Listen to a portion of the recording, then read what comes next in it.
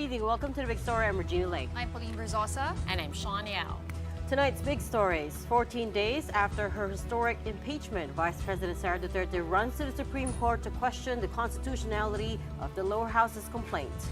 Now, is there a clamor to get Duterte's impeachment trial going? Senate President Cheese Escudero doesn't think so, reiterating once more he will not convene the court while Congress is in recess.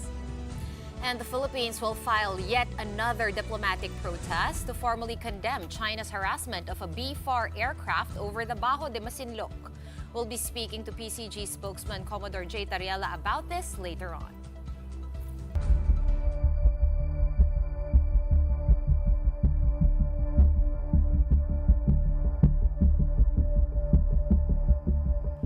Right, here we go. Vice President Sara Duterte has herself filed a petition at the Supreme Court to stop the impeachment proceedings against her. And just like the previous petition filed by her allies, Duterte called the complaint defective, ill-researched, and an act of desperation.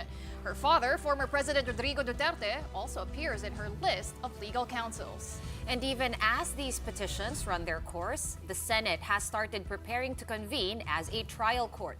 Camille Samonte with tonight's big story.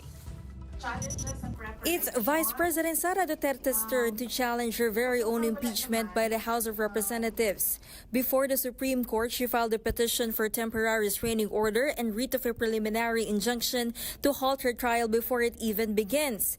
This is on top of a similar petition filed by a group of Mindanao lawyers on the same day, also challenging the constitutionality of the impeachment on the grounds the due process was not followed. In this one, Duterte invoked the rule stating that only one ouster complaint can be filed against an impeachable official within a year.